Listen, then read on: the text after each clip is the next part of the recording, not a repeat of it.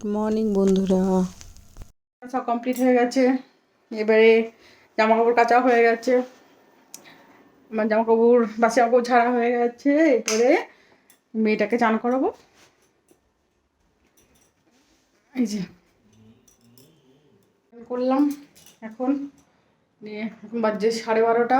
চান টান করে একটু যাবো ছাদে চুলটা শুকাতে। মেয়েকে চান করে দিলাম, মেয়ে ওর বাবা নিয়ে গেল ছাদে চুল শুকাতে। আমিও যাচ্ছি এবারে। রান্না বান্না তো সব হয়ে গেছে। মেয়ে আর বাবা ছাদে এখন চান টান করে চুল শুকাচ্ছে, আমিও ঘুরে বেড়াচ্ছি এখন।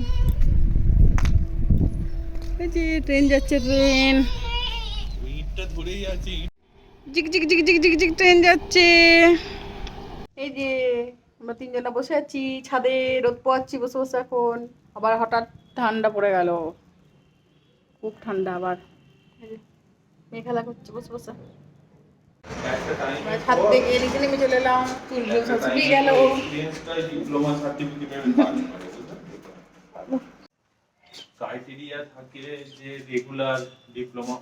ভাত খেতে লেগে গেছে।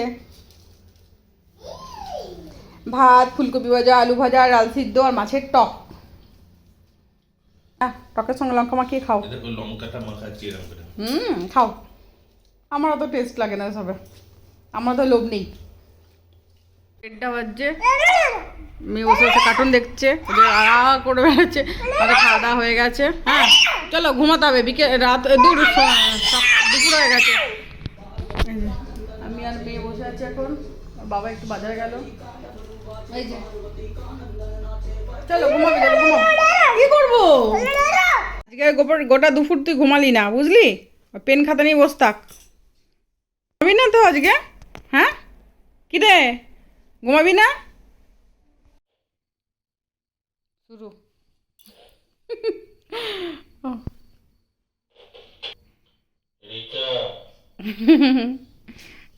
8টা বাজছে।